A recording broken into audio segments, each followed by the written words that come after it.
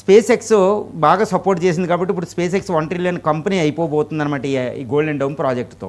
ఈ golden dome project అంటే America యొక్క అంటే 9 లక్షల చదరపు కిలోమీటర్ల ఉన్న అమెరికా యొక్క మొత్తం హోమ్ల్యాండ్ని ప్రపంచ దేశాలు ఇప్పుడు రష్యా నుంచి nuclear missiles, iron dome, Satan లాంటి RS-24 లాంటి మిసైలు, ఇలాంటి మిసైల్ నుంచి ఉత్తర కొరియా నుంచి వచ్చే మిసైల్స్, చైనా నుంచి వచ్చే మిసైల్స్, రష్యా డెడ్ హ్యాండ్ నుంచి వచ్చే మిసైల్స్, ఈ విధంగా అంటే ప్రపంచంలో దీని అడ్వర్సరీస్ ఉంటారు ఇరాన్ లాంటివి.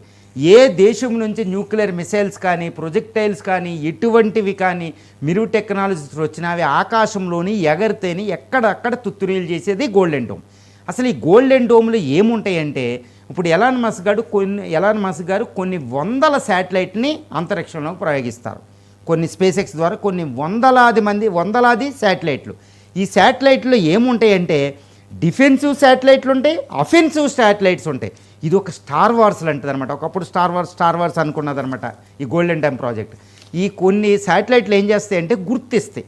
ఇప్పుడు న్యూక్లియర్ మిసైల్ రష్యా నుంచి కానీ చైనా నుంచి కానీ ప్రయోగిస్తే కొన్ని సెకండ్లో ఎక్కడి నుంచి ప్రయోగించారు అనేది వెంటనే పసిగట్టేస్తే ఆ రాడార్ శాటిలైట్లు. వెంటనే అదే ఆకాశంలో ఉన్న వేరే రాడార్లో శాటిలైట్లు ఉంటాయి. ఆ శాటిలైట్లో మిసైల్స్ ఉంటాయి. ఈ మిసైల్స్ ఏంటంటే హైపర్సోనిక్ మిసైల్స్ లాగా ఉంటాయి అన్నమాట.